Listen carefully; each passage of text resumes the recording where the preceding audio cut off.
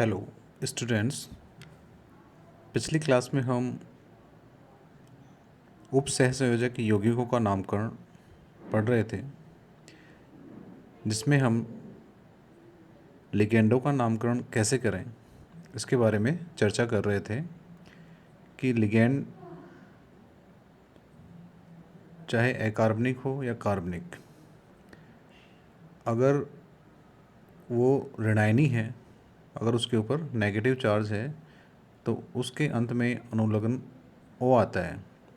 सामान्यतः जिन ऋणायनों के नाम आइड, आइट अथवा एट पर समाप्त होते हैं उनके अंतिम अक्षर ई को ओ से प्रतिस्थापित कर दिया जाता है, अतः उनका नाम आइडो, आइटो अथवा एटो हो जाता है।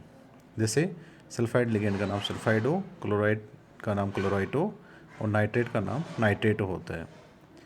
दूसरा पॉइंट हमने डिस्कस किया था कि हाइड्रोकार्बन लिगेंडों के नाम में भी कोई परिवर्तन नहीं होता। जैसे फेनिल ऋणायन है, इसके लिगेंड का नाम भी फेनिल ही होगा। तीसरा पॉइंट हमने डिस्कस किया था कि उदासीन लिगेंडों के नामकरण में कोई परिवर्तन नहीं होता है। उनका नामकरण उदासीन अणु जैसे पिरिडीन, मेथिलेमीन आदि अथवा मूलक की भांति किया जाता है। एनओ को नाइट्रोसिल व सीओ को कार्बोनिल कहा जाता है। इसी प्रकार जल व अमोनिया के लिए एक्वा और एमीन शब्द लिखा जाता है। धनायन जो लिगेंड होते हैं उनके नाम में भी कोई परिवर्तन नहीं होता है, उनके नाम के अंत में ईएम ही लगा रहता है। इसका उदाहरण हाइड्रोजनियम है। ये हम पिछली कक्षा में डिस्कस कर चुके थे। इसी क्रम में कुछ और नियम हैं जो अब हम डिस्कस करेंगे। आगे जो नियम जिसका पालन किया जाता है वो यह है कि कार्बनिक लिगेंडों तथा एक से अधिक ऑक्सीजन परमाणु युक्त ऑक्सी एनायनों के सल्फर, सेलेनियम आदि के व्युत्पन्न नामों को कोष्टक में लिया जाता है। इसका एग्जाम्पल अगर देखें अपन तो कॉपर और ब्रैकेट में एसिटाइल एसीटोनेट, इसका संक्षिप्त नाम है ACAC। तो इसका नामकरण कैसे होगा? बिस एसिटिल एसीटोनेट कॉपर सेकेंड। इसी प्रकार दूसरा एग्जाम्पल देखें, कोबाल्ट EN3 होल ट्वाइस और SO4 का होल थ्राइस। तो इसका नाम क्या होगा? इसमें जो इथाइलिन डाईएमीन है उसके 3 अणु लिगेंड के रूप में हैं, अतः इसका नाम 3 के लिए ट्रिस लिखा जाएगा। तो tris ethylene diamine cobalt third sulphate. इसी प्रकार पोटेशियम PTCl3C2H4, इसका नाम होगा potassium trichloro ethylene platinate second. दूसरा एग्जाम्पल जो इसके पास देखें तो ये है Na3 AgS2O3 होल ट्वाइस। तो इसमें जो धनायन है वो सोडियम है और जो संकुल ऋणायन है वो AgS2O3 2 है। यहाँ पे थायोसल्फेटो है, ये लिगेंड है। तो इसका नाम होगा सोडियम बिस थायोसल्फेटो अर्जेंटेट फर्स्ट।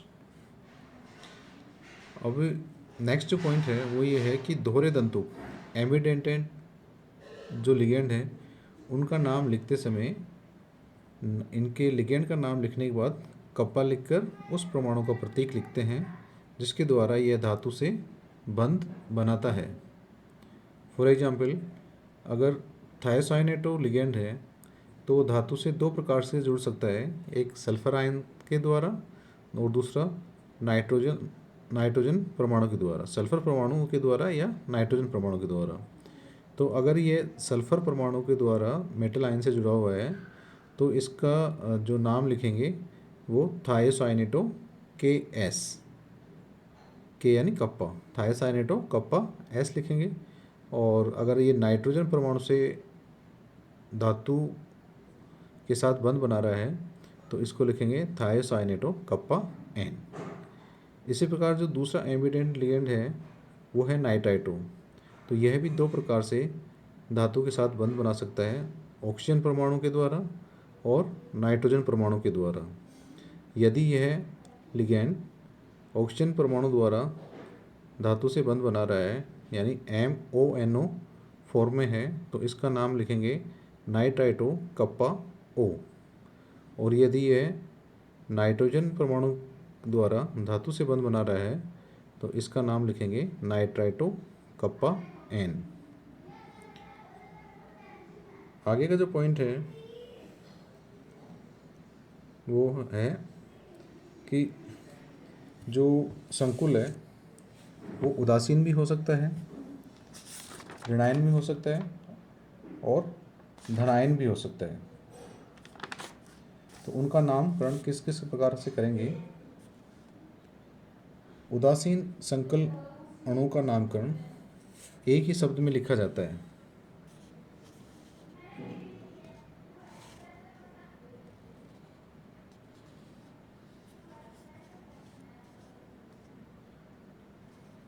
उदाहरण के लिए PtCl2 NH3 2,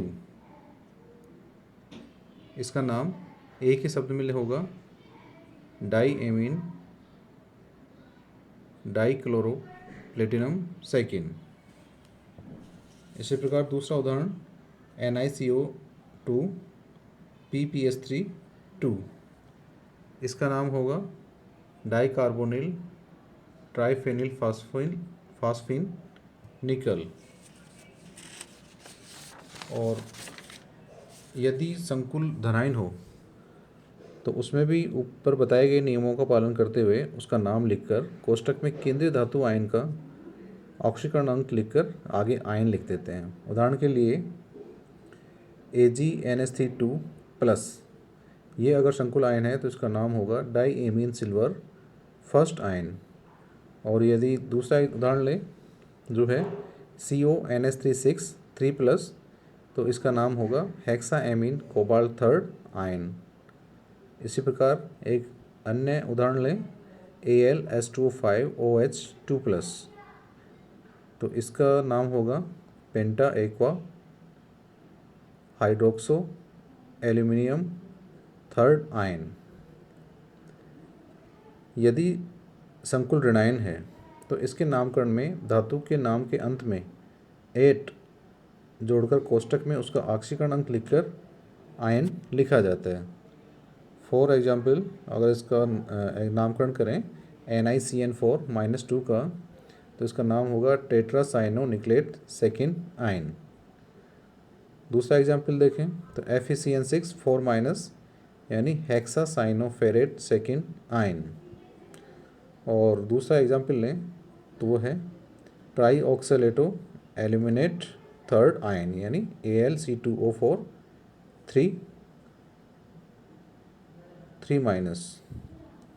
चौथा एग्जाम्पल है AgS2O3 थायोसल्फेटो argentate first ion.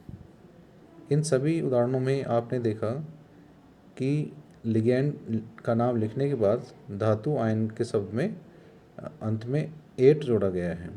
Nickel के नाम के अंत में 8 जोड़कर निकलेट हुआ है,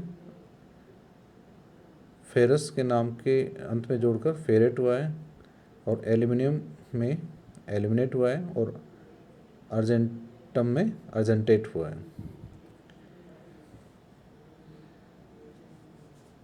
नेक्स्ट पॉइंट है कि यदि किसी यौगिक में धनायन एवं ऋणायन दोनों ही संकुल आयन हो तो पहले संकुलित आयन का और फिर पहले संकुलित धनायन का और फिर संकुलित ऋणायन का नाम लिखा जाता है। उदाहरण के लिए CuNH3 और CuCl4, ये दो हैं, इसमें कॉम्प्लेक्स हैं, ऋणायन भी कॉम्प्लेक्स है और धनायन भी कॉम्प्लेक्स है। तो पहले धनायन का नाम लिखेंगे जो है कि टेट्राएमीन कॉपर सेकिन, और फिर उसके बाद ऋणायन का नाम टेट्राक्लोरो क्यूप्रेट सेकिन, और इन दोनों नामों के बीच में जगह छोड़ दी जाती है। इसी प्रकार दूसरा एग्जाम्पल देखें तो पहली जो धनायन है वो है CrNH3 और इस यौगिक का जो ऋणायन है वो है COC2O4 थ्राइस। तो इसका नाम हो जाएगा हेक्साएमीन क्रोमियम थर्ड और ट्राईऑक्सलेटो कोबाल्ट थर्ड। एक एग्जाम्पल और लेते हैं, ये है प्लेटिनम NH3 4 और PdCl4। इसमें फर्स्ट धनायन है प्लेटिनम NH3 4 और फिर PdCl4 ऋणायन है।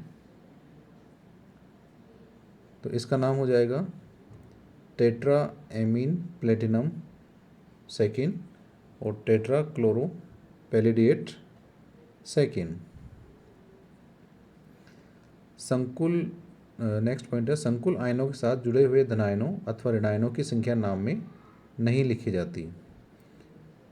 यानी संकुल आयनों के साथ अगर कोई धनायन जुड़ा हुआ है या कोई ऋणायन जुड़ा हुआ है इनके आवेश को संतुलित करने के लिए, तो उस धनायन और ऋणायन की संख्या उसके नाम में नहीं लिखी जाती। उदाहरण के लिए K4FeCN6 ये एक यौगिक है जिसमें धनायन तो है पोटेशियम और ऋणायन एक संकुल है FeCN6। इस संकुल के ऊपर -4 आवेश होगा क्योंकि लिगेंड है यहाँ पे साइनाइड। हम जानते हैं कि साइनाइड आयन पे -1 आवेश होता है और FeCN6 लिखा हुआ है और यहाँ पे जो धनायन है वो पोटेशियम है जिसके ऊपर +1 आवेश होता है और ये 4 पोटेशियम आयन से जुड़े हुए हैं। इसका मतलब ये है कि जो संकुल है उसके ऊपर -4 आवेश था, तो यहाँ पे आयरन का ऑक्सीकरण होगा +2 और साइनाइड लिगेंड 6 है, तो इस पूरी जो कॉम्प्लेक्स के ऊपर आवेश होगा -4, जिसको संतुलित करने के लिए 4 धनावेशित सोडियम आयन से जुड़े हुए हैं। तो इसका नाम लिखते समय हम लिखेंगे पोटेशियम हेक्सासाइनोफेरेट और ब्रैकेट में लिखेंगे सेकेंड जो इसकी आयरन का ऑक्सीकरण अंक है।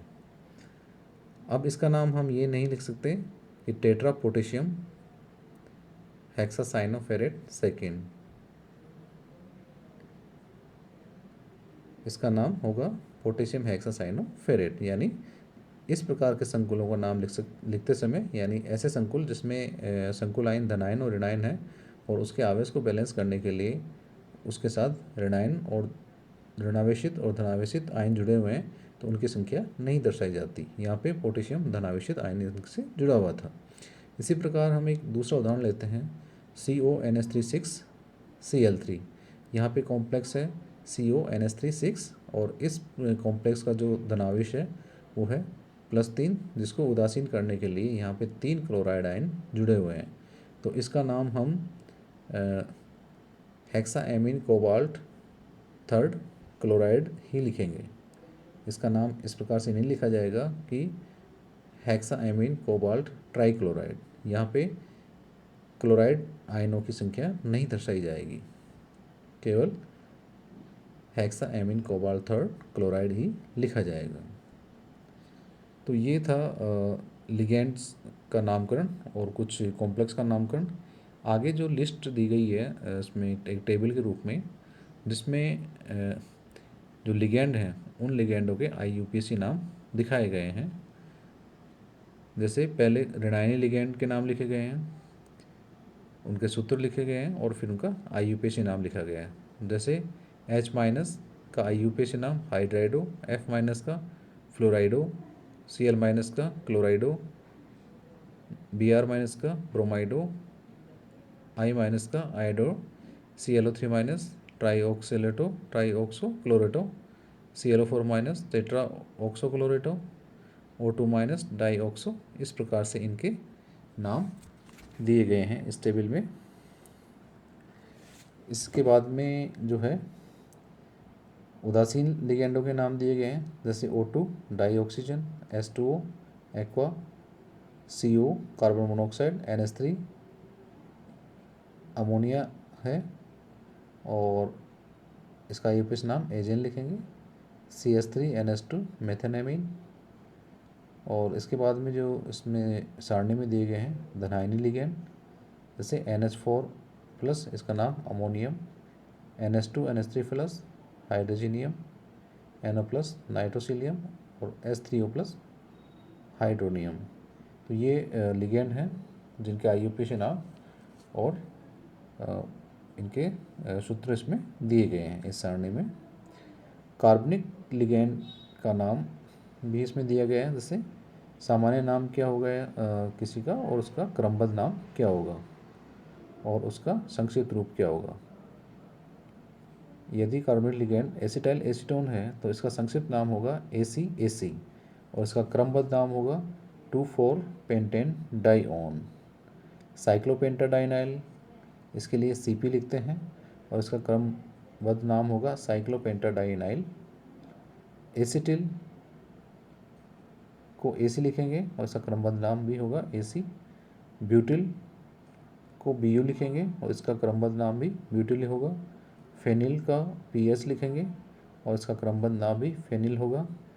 इथाइलेमीन डाइएमीन टेट्राएसिटिक एसिड EDTA, इसका संक्षिप्त रूप होगा EDTA, और इसका नाम होगा 1,2-एथेन डाइऑयल डाइनाइट्रिलो एसिटो टेट्राएसिटेटो। एथिलीन डाइएमीन EN, इसका नाम होगा 1,2-एथेन डाइएमीन, और 2,2-बाइपिरिडीन, इसका संकेत होगा, संक्षिप्त रूप होगा BPY, और इसका नाम होगा 2,2-बाइपिरिडीन। और यूरिया, इसको लिखेंगे UR, और इसका क्रमबद्ध नाम भी होगा यूरिया।